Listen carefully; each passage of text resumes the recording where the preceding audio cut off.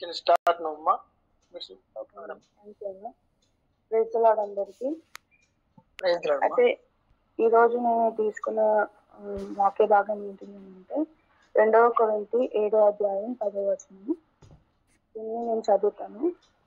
దైవ చిత్తానుసారమైన దుఃఖము రక్షణార్థమైన మారు మనసును కలుగజేయును. ఈ మారు మనసు దుఃఖమును పుట్టించదు, అయితే లోక సంబంధమైన దుఃఖము మరణమును కలుగజేయును.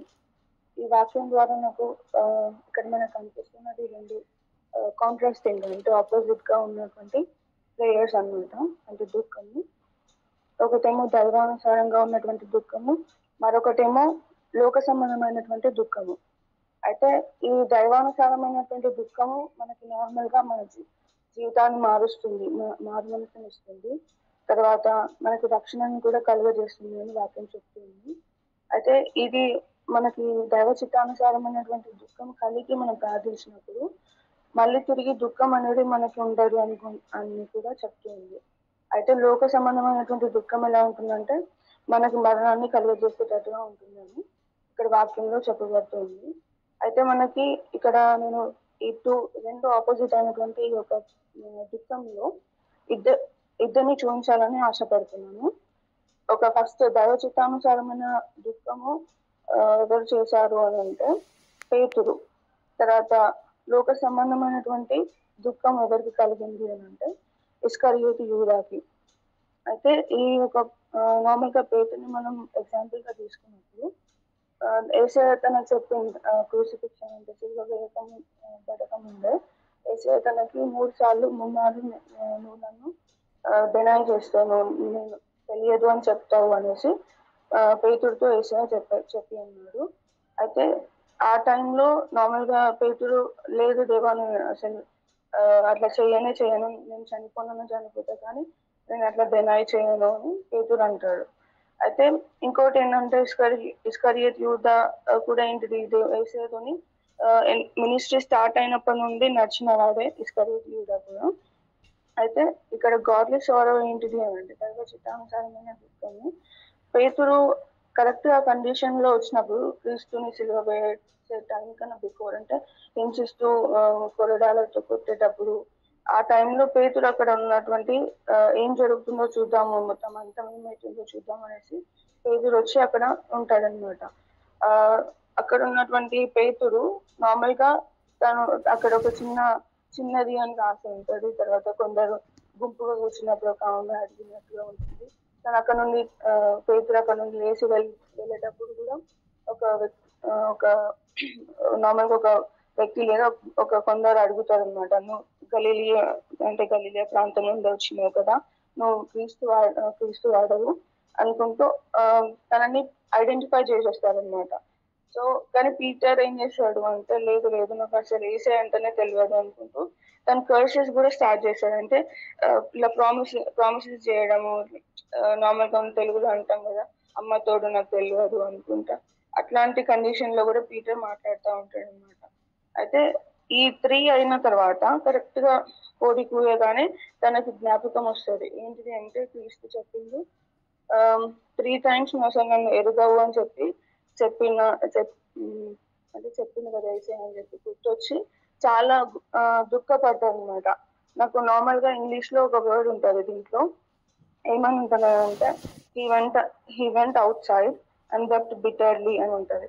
అంటే చాలా పడినట్టుగా అక్కడ రాసి ఉంటుంది అనమాట. అంటే చాలా చాలా ఘోరంగా బాధపడింది. బిటర్లీ అంటే చాలా ఎక్కువ స్థాయిలో బాధపడినట్టుగా అక్కడ ఉంటది.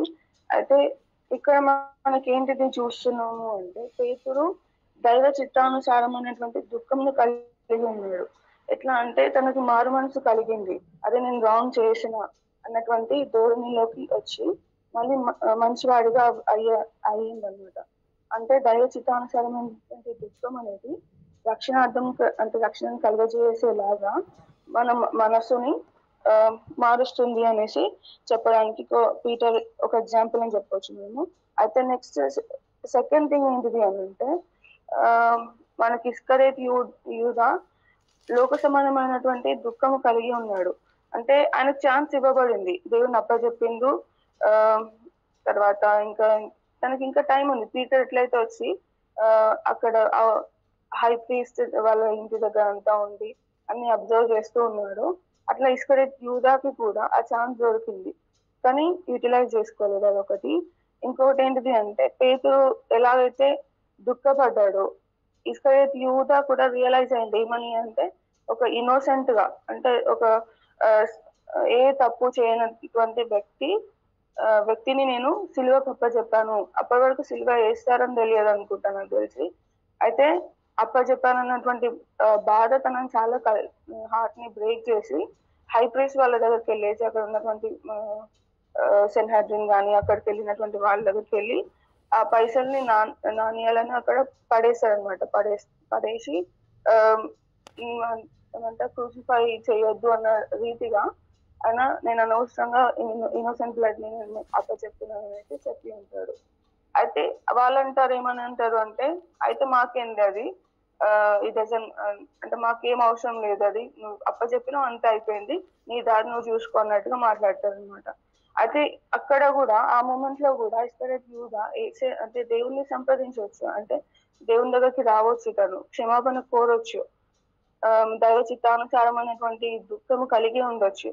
కానీ తన లోపల ఒక కైండ్ ఆఫ్ దుఃఖం ఉంది. ఏ దుఃఖం అని అంటే రిమోర్స్ అని అంటారు ఇంగ్లీష్ లో. అంటే ఒక కైండ్ ఆఫ్ బాధ లేకపోతే ఉంటుంది, కాకపోతే దాన్ని అదేంటిదంటే మారు మనసుకి లీడ్ చేయదన్నమాట. ఆ బాధ ఉంటుంది. ఫర్ ఎగ్జాంపుల్ మన లైఫ్ లో కూడా మెయిన్ గా నా లైఫ్ లో కూడా ఏదైనా నేను కొన్ని థింగ్స్ లో రాంగ్ గా చేసినప్పుడు చాలా వరకు సారీ దేవా నేను ఇంకొకసారి చేయను అనేసి అనుకున్న సన్నివేశాలు ఉన్నాయి. కాకపోతే ఏంటంటే మళ్ళీ కొన్ని డేస్ తర్వాత సేమ్ థింగ్ రిపీట్ చేయడం స్టార్ట్ చేస్తాం ఉండడం. తర్వాత మళ్ళీ అప్పుడు కూడా సారీ దేవా అని మళ్ళీ ఇంకోటి రిపీట్ చేయడం. అంటే ఇట్లా ఈ రిపిటేషన్ అనేది దైవ చిత్తానుసారమైన దుఃఖంలో ఉండదు అనమాట, లోక సంబంధమైనటువంటి దుఃఖంలోనే ఉంటుంది. సో ఇక్కడ కూడా ఇస్కరేత్ యూదా అదే విధంగా తన దైవ చిత్తానుసారమైనటువంటి దుఃఖం కలిగి ఉండక లోక సంబంధమైన దుఃఖం మాత్రమే కలిగి ఉన్నాడు. అందువలన మరణమును తనకి ప్రాప్తించింది అనమాట. మరణము తనకి ప్రాప్తించింది. తను చాలా చాలా హార్ట్ లో, అంటే ఏసైని అప్పచెప్పినా అనేసి అనుకుంటున్నాడు, కానీ దేవుణ్ణి ఆశ్రయించట్లేదు, ఇంకో మారు మనసు పొందుదామని చూడట్లేదు. అలా తన లైఫ్ ని తానే తీసేసుకున్నాడు అనమాట, సూసైడ్ చేసుకొని. మన పీటర్ ఏం చేస్తున్నాడు అంటే, చేసిన తప్పుని తను బాధపడ్డాడు, అడిగాడు దేవుణ్ణి, ఏడ్చాడు దేవుని దగ్గర, చాలా ఏడ్చాడు. తర్వాత నెక్స్ట్ తన లైఫ్ నెక్స్ట్ ట్రాక్ ఏదైతే ఉందో అది ఏమైతుంది అని అంటే సూసైడ్ లాగా లేదు. తర్వాత ఇంకోటి ఏంటంటే గాడ్ కోసం నిలబడాలన్న తృష్ణ ఉంది తనలో, అంటే మారు మనసు ఉంది. తర్వాత ఏమంటారు, చనిపోవాలన్నటువంటి ఆలోచన లేవు. అంటే ఇదేంటంటే రక్షణార్థమైనటువంటి దుఃఖముగా తన లైఫ్ లో ఒక కన్స్ట్రక్టివ్ వేలో ఉందన్నమాట. డిస్ట్రక్టివ్ వేలో కాకుండా కన్స్ట్రక్టివ్ వేలో ఉంది. అయితే దీని ద్వారా మనకి పేతురు ద్వారా మనకి నేర్చుకోవాల్సినది ఏంటి అంటే, మనలో దైవ చిత్తానుసారమైనటువంటి దుఃఖం కలిగి ఉండాలి అన్నటువంటి ఈ యొక్క వాక్య భాగంలో మనకి తెలియజేస్తూ ఉంది. అయితే మనకున్నటువంటి ఇంకోటి ఏంటంటే, ఈ మారు మనసు పొందిన తర్వాత మనకు తిరిగి దుఃఖం అనేది పుట్టదనమాట. ఆ వర్స్ మళ్ళొకసారి చదువుతా. 2 Corinthians 7th chapter 10th verse. దైవ చిత్తానుసారమైన దుఃఖము రక్షణార్థమైన మారు మనసును కలుగజేయను. ఈ మారు మనసు దుఃఖమును పుట్టించదు, అయితే లోక సంబంధమైన దుఃఖము మరణమును కలుగజేయను. అయితే ఇక మనకి 2 కాంట్రాస్టింగ్ గా కనిపిస్తున్నాయి. అట్లనే పేతుడిని మళ్ళీ తర్వాత ఇస్కరేత్ యూదాని ఎగ్జాంపుల్ గా తీసుకొని మనం చూసాము. అయితే ఇస్కరేత్ యూదానేమో సమస్తం కోల్పోయి ఉన్నాడు అనమాట. అంటే తన తప్పే ఉంటది అక్కడ.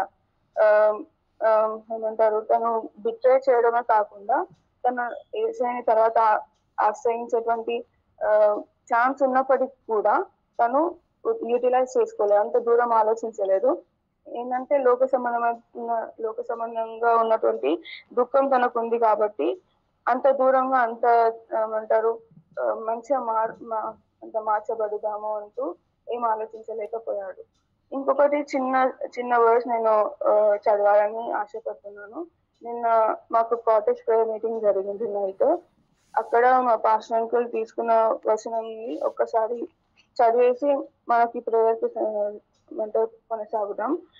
29th చాప్టర్ అంటే ఇర్మియా 29వ అధ్యాయం 7వ వచనంలో, నేను మిమ్మను చెరగొనిపోయిన పట్టణము యొక్క క్షేమము కోరి దాని కొరకు యెహోవాను ప్రార్థన చేయుడి, దాని క్షేమము మీ క్షేమమునకు కారణమగును. మరొకసారి రీడింగ్ ఇస్తాను. నేను మిమ్మును చెరగొనిపోయిన పట్టణము యొక్క క్షేమము కోరి దాని కొరకు యెహోవాను ప్రార్థన చేయుడి, దాని క్షేమము మీ క్షేమమునకు కారణమగును. అయితే అంకుల్ చెప్పినటువంటి మాకు తెలియజేసినటువంటి వాక్యానుసారంగా ఏంటంటే, నార్మల్గా ఇప్పుడు మనకి ఫ్రెండ్స్ గా ఉన్న వాళ్ళని, తర్వాత మనకి ఎంతో సహాయం చేసిన వాళ్ళని, మనకి బెనిఫాక్టర్ గా ఉన్నటువంటి వాళ్ళని మనం ఎంతో వాళ్ళ కోసం ప్రార్థన చేస్తూ ఉంటాము. కాకపోతే మనకు శత్రువుగా ఉన్నటువంటి వాళ్ళని మనము వారి గురించి ప్రార్థన చేయడం చాలా డిఫికల్ట్ అయినటువంటి కండిషన్. ఎట్లయితే ఇజ్రాయేల్ బబులోన్కి కొనిపోయబడి ఉన్నారో, అక్కడ వాళ్ళు బబులోన్ గురించి ప్రార్థించడం, దాని క్షేమం కొరకు ప్రార్థించడం చాలా ఎంతో వాళ్ళ హార్ట్ ని అంటే యాక్సెప్ట్ చేయలేదు అనమాట. ఎందుకంటే ఎంతో ఘోరమైనటువంటి రక్త సంబంధాన్ని కోల్పోయారు, చెరగొనిపోయారు, కాబట్టి అది అన్యాక్సెప్టబుల్. కానీ గాడ్ ఏమని చెప్తున్నాడు అంటే, నువ్వు ఆ పట్టణంలో నువ్వు ఉంటున్న పట్టణం గురించే ప్రార్థించు, దాని యొక్క క్షేమమే నీ క్షేమంగా ఉంటుంది అనేసి ఒక గట్టిగా చెప్తున్నట్టుగా ఉందన్నమాట. అంటే మన పరిస్థితులు ఇప్పుడు ఇండియాలో ఉన్నటువంటి పరిస్థితులు కూడా అలాంటి కండిషన్ లోనే ఉన్నాయి. మాకు శత్రువులాగానే ఉంటున్నారు. శత్రువు ఎలాంటి పనులు చేస్తున్నారు అలాంటి పనులే చేస్తున్నారు చాలా మంది. సో వారందరి గురించి మనం ప్రార్థించాలి, మన దేశం క్షేమం కొరకు శాంతి కొరకు ప్రార్థించాలని కూడా నిన్న మాకు అంకుల్ తెలియజెప్పాడు. అయితే మనం చాలాసార్లు అనుకుంటాము, అంటే ఓన్లీ మన వారి గురించి చేసేసి వదిలేద్దాము అనేసి అనుకుంటాము. వాళ్ళు ఏమన్నా కానీ వాళ్ళకి ఏ శిక్ష పడాలి అది ఇది అని అనుకుంటాం, కానీ కాదు, వల్ల కాదు. వారి మనసు కొరకు ప్రార్థించాలి. అండ్ ఆల్సో తర్వాత వాళ్ళ హింసలు ఎన్నో చేస్తున్నప్పటికీ మన ఇండియా గురించి మనం ప్రార్థించాలి, మనం ఉన్న పట్టణం గురించి మనం ప్రార్థించాలి, చుట్టూ శత్రువులు ఉన్నా వారి అందరి గురించి ప్రార్థించాలి. ఎందుకంటే ఆ ప్రార్థన వారికి మాత్రం లాభకరంగా కాదు, కానీ మీ లాభం కొరకు అది జరుగుతుంది అనేసి అంకుల్ చెప్పారు. సో దీన్ని నేను నార్మల్ గా అంటే కొంచెం నిన్న మోటివేటెడ్ గా అనిపించింది అనమాట. అంటే అది నిజమే కదా, ఇండియా గురించి ప్రార్థించాలి అంటే హింసకుల గురించి మన వాళ్ళే అన్నట్టుగా ఫీల్ అవ్వాలి, కానీ వారి యొక్క మారు మనసు కొరకు ప్రార్థించాలి అనేసి అనిపించింది. సో ఈ యొక్క వాక్యాన్ని దేవుడు దీవించినాక.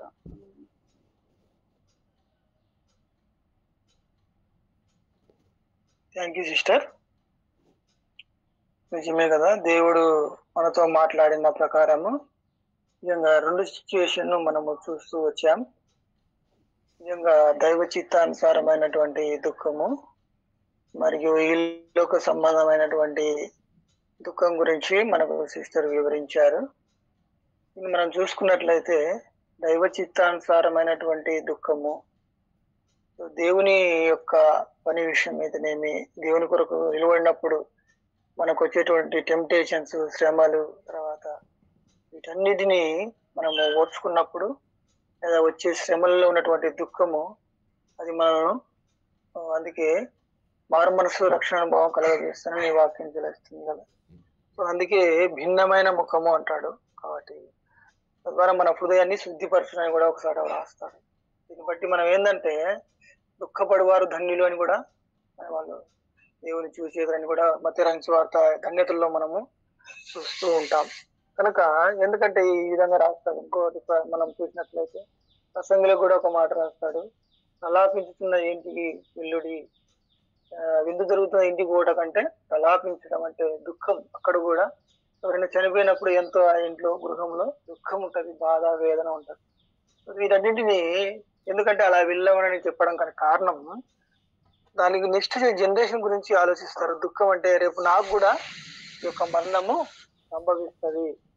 అందువల్ల వాళ్ళు ఆలోచించి అప్పుడు మారు మనసుకు, అంటే అక్కడ ఎవరంటే ఎవరు వస్తుంటారు కదండి, అన్యులు వచ్చింటారు, హిందువులు వచ్చింటారు చూడడానికి, అక్కడ ఏడుస్తుంటారు. ఆ చనిపోయిన ఇళ్లలో ఆ బాధ, వేదన చూసినప్పుడు రేపు నాకు కూడా ఇలాంటి పరిస్థితి రాబోతుంది కదా, నేను కూడా చనిపోతా కదా, అనే విషయాన్ని ఆలోచించి నెక్స్ట్ చనిపోయిన తర్వాత ఏం జరగబోతుందనే ఒక విషయం ఆలోచించి అప్పుడు వాళ్ళ యొక్క జీవితాలు మార్చుకుంటారు. విందు జరిగితే ఇంట్లో ఏముంటదండి? సంతోషము, ఆనందము, ఎగరడము, పాటలు, దుంకడము. సో అక్కడ దేవుని గురించినటువంటి ఆలోచన అనేది ఉండదన్నమాట కదా. దేవుడు అనేదే వాళ్ళు ఆలోచించారు. ఎంతసేపు ఉన్నా వాళ్ళు సంతోషించాలా, ఆనందించాలా, గంతులు వేయాలా, ఇది మాత్రమే ఉంటది. కానీ ఇక్కడ మాత్రము కొన్ని చనిపోయిన దగ్గర అయితే ప్రేయర్ మీటింగ్స్ పాటలు పాడుతుంటారు, దేవుని పాటలు. సో వాటిని గురించి ఆలోచించారు. రక్షణ అనుభవం లేని వారు రక్షణలోకి వస్తారని దేవుని యొక్క ఉద్దేశం. ఎందుకంటే దుఃఖపడాలి ఈ లోకంలో. అందుకే అంట కదా, చనిపోయిన లాజరు గురించి కూడా మనం చూసుకోవచ్చు. అక్కడ శ్రమలు అనుభవించి, ఎంతో దుఃఖం అనుభవించి, బాధ అనుభవించి ఈ యొక్క నెమ్మది ఉన్న స్థలానికి వచ్చేసాడు. అంతేనా? అబ్రహాం రొమ్మున అనుకున్నాడు లాజరు. తను ఎంతో కష్టపడ్డాడు. అంటే ఈ లోకంలో మనము దేవుని కొరకు శ్రమ పడినప్పుడు, దుఃఖపడినప్పుడు మంచి అలాంటి మారు మనసు మనం కలిగి ఉన్నప్పుడు ఆ యొక్క పరలోక రాజ్యం మనము సంపాదించుకునే వారంగా ఉంటాం. ఈ లోకంలో మనము సుఖాలు అనుభవించి లేదా ఈ లోక ఆకర్షణీయమైన జీవితంలో మనం పడినప్పుడు సాతాను యొక్క దాసులుగా మనం ఉంటాం. అందుకే దైవ చిత్తానుసారమైనటువంటి దుఃఖము మారు మనసు కలుగజేయును అంటే ఆలోచిస్తారనమాట. దేవుని యొక్క మనం చూస్తాం కదా, ఈ ఇస్కరియోతు యూదా తన వెండి నాణ్యాలు ఆశపడి దేవుని అప్పగించాడు. తను రిపిటెన్స్ అయినప్పటికీ కూడా మరణము ఏ విధంగా పొందాడో మనకందరికీ తెలుసు. ఉరిపెట్టుకుని చనిపోయినట్లుగా. దీనికి కారణం ఈ లోక సంబంధమైనటువంటి ఆశలు. ఆయన ధనం మీద ఆశపడ్డాడు, ధనమే ఆయన అనుకున్నాడు. కానీ ప్రభు యొక్క అటువంటి మనసును అర్థం చేసుకోలేకపోయాడు. దేవునితో ఉన్నాడు, దేవునితో కలిసి బ్రతికాడు. మనం కూడా ఈరోజు దేవునితో ఉన్నాం, దేవునితో వాక్యం వింటున్నాం, వాక్యంతో కలిసి జీవిస్తున్నాం. కానీ దేవుని సరైన రీతిలో అర్థం చేసుకుంటున్నామా లేదా?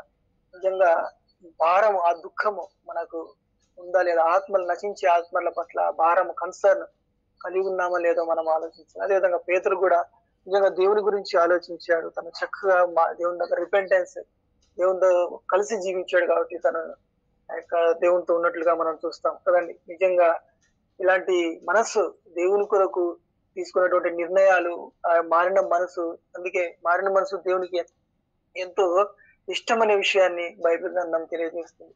సో దానికి మారు మనసుకు తగినట్టుగా ఫలించుడని కూడా ఒకసారి రాస్తుంది కదా. మన యొక్క క్రియలు, మన యొక్క బిహేవియర్, మన యొక్క యాటిట్యూడ్, వీటన్నిటిని దేవుడు చూస్తుంటాడు. మన తర్వాత దేవుడితో పాటు ఈ లోకంలో కూడా అబ్జర్వ్ చేస్తుంటారు. వీళ్ళు క్రిస్టియన్స్ అంటే మనము అందుకే కదా క్రియలలో మనం కనపరచాలి. సో మాటల్లో కాదు, కానీ దేవుని యొక్క క్రియలు మనం కనపరిచినప్పుడు దేవుడు ఫలాని వాళ్ళు క్రిస్టియన్ అని నువ్వు చెప్పాల్సిన అవసరం లేదు. నువ్వు చూపించే క్రియలు, నువ్వు చూపించే ఆ యొక్క బిహేవియర్, దాన్ని బట్టి కూడా కొందరు వీళ్ళు క్రిస్టియన్స్ అనే దేవుని నామం దూషించబడే విధంగా కొందరు ఉంటారు. కానీ కొందరు వీళ్ళు నిజమైన క్రిస్టియన్స్ అని వాళ్ళ యొక్క లైఫ్ లో వాళ్ళు చూపిస్తూ ఉంటారు. నిజంగా కదా. కాబట్టి మనము ఈ యొక్క ఉదయకాల సమయంలో దైవ చిత్తానుసారమైన దుఃఖం కలిగినప్పుడు, ఆ భారాన్ని కలిగినప్పుడు మన కోసం, అందుకే ప్రకటన గ్రంథంలో ఒక మాట రాస్తారు. ఏమంటాడంటే నీతి కిరీటం ఉంచబడింది. నువ్వు ఇప్పుడు దుఃఖపడితే దేవుని కోసం, జైల్లో పెట్టబడిన వారు చూస్తాం మన నార్త్ ఇండియాలో, వాళ్ళు ఎంతగానో దుఃఖపడుతూ దేవుని కోసము మనం చూసినప్పుడు పౌలు కూడా ఎందుకు అంతగా స్టాండ్ తీసుకున్నాడంటే, అన్ని బాధలు, శ్రమలు, ఇబ్బందులు, ఇరుకులు ఎందుకు తీసుకున్నాడంటే ఆయన దైవ చిత్తానుసారమైన దుఃఖం వల్ల వచ్చే లాభం ఏంటి, దైవ చిత్తానుసారం వల్ల నాకేమి ప్రార్థిస్తుందని పౌలు అర్థం చేసుకున్నాడు. కాబట్టి ఎన్నో మార్లు కుంటా దెబ్బతిన్నా అంట, చిరసాల్లో పెట్టబడి ఆ యొక్క 2 కొరింథీయులు రాసిన పత్రికల 11వ అధ్యాయం రాస్తారు. ఇంకా చెప్పవలసి ఎన్నో ఉన్నాయి అంటాడు. ఎందుకు అంతగా ఆ పౌలు గారు తీసుకున్నాడంటే స్టాండ్ దేవుని యొక్క మనసును అర్థం చేసుకున్నాడు. కాబట్టి నాకు కొలుసు ఒక నీతి కిరీటం. అందుకే నేను నా పరుగు ఒక పరుగు అనేది ఆయన ఉంది, నా పరుగు తుదముట్టించింది అని ఆయన విషయాన్ని విశ్వాసం కాపాడుకుంది. కాబట్టి మన యొక్క ఈ జీవిత ప్రయాణంలో దైవ చిత్తానుసారమైన దుఃఖం కలిగి నిజంగా దుఃఖపడు వారు ధన్యులు. అది ఏ దుఃఖం అంటే ఈ లోక సంబంధం, మన ఫ్యామిలీ సమస్యలు కాదు, కానీ వాటి గురించి ఉన్నటువంటి దుఃఖం కాదు, ఆత్మల పట్ల దాహం. అందుకే కదా దేవుడు శిలువలో చనిపోతూ కూడా ఎంతగా అందుకే నేను దప్పి గురించున్నాను అంటాడు. ఆత్మల దాహం, దేవునికి ఉన్నటువంటి కన్సర్న్. యేసుక్రీస్తు ప్రభు వారు ఈ లోకంలో మన 33.5 సంవత్సరాలు ఎంతగానో ఆత్మల సంపాదించాలా అనే ఒక తపన ఆ దేవునిలో మనకు కూడా కొద్ది లైఫ్ మనకు షెడ్యూల్ ఆల్రెడీ చేయబడి ఉండదు. నిజంగా తండ్రి మనల్ని పునాది వేయబడమునికే మనం ప్రభు ఏర్పరచుకున్నాం. కాబట్టి నువ్వు ఏర్పరచుకున్నటువంటి ఈ జీవితంలో నశించే ఆత్మల పట్ల ఉన్నటువంటి దుఃఖం ఏ విధంగా ఉంది? దేవునిలో మనం పశ్చాత్తాపడి నిజమైనటువంటి దుఃఖాన్ని కలిగి ఉన్నామా, లేదా ఊరికే మామూలుగా కొందరు దుఃఖపడి మళ్ళా రిపీట్ చేస్తూ ఆ పాపాన్ని, అప్పుడు పశ్చాత్తాపడం మళ్ళీ రిపీట్ చేయడం, పశ్చాత్తాపడం మళ్ళీ రిపీట్ చేయడం. సో పాపాన్ని రిపీట్ చేస్తూ మనం దేవుని ప్రతిదినము సిలువకు అప్పగిస్తున్నాం. మనం ఎప్పుడైతే పాపం చేస్తామో అప్పుడు మనం దేవుని సిలువకు అప్పగించే వారంగా ఉంటాం.